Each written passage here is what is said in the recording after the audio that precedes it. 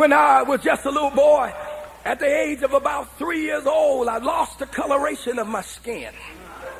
My mother spent all the little money she had working, cleaning for folk, working in hospitals and places, taking all of her extra money, taking me to doctors, and the doctors didn't know what to do.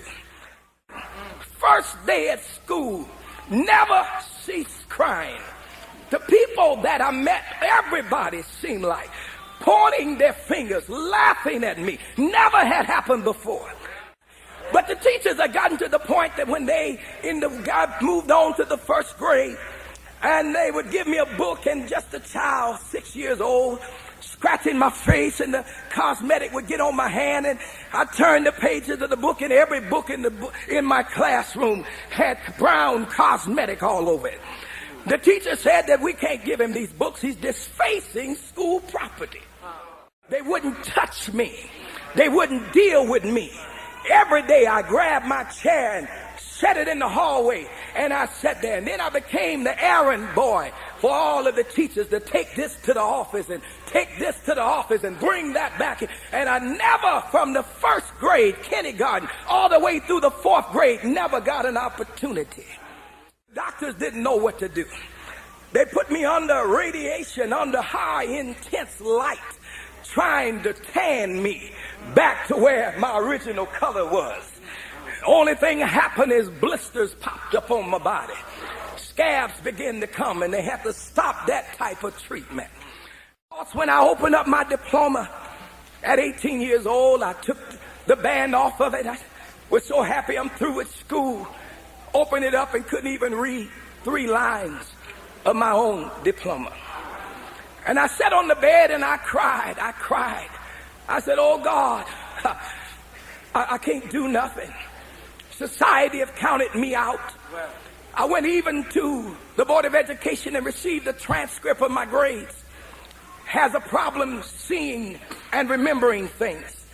Can't remember poems, can't remember this. Never received anything higher than an E or D. One day while pushing the trash down, my supervisor came to me, said, Mr. Jackson, you're a good man. Oh, you're a good sweeper. You're a good trash taker outer. Whatever you do it good. I don't care if God give you a job sweeping the floor, sweep it. He said, you want to be a supervisor? We're going to put on some supervisor. You ever missed a day's work? No, I wouldn't want to be a supervisor. You know why? Because I knew I couldn't read. But I was in the garbage can. And God told me, said, who art thou to consider these things? In all your ways acknowledge me. I'll direct your path.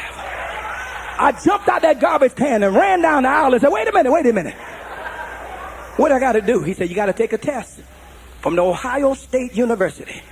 2.5 hours reading and comprehending algebra, geometry, and trig. I said, oh, Jesus. He said, put my name in.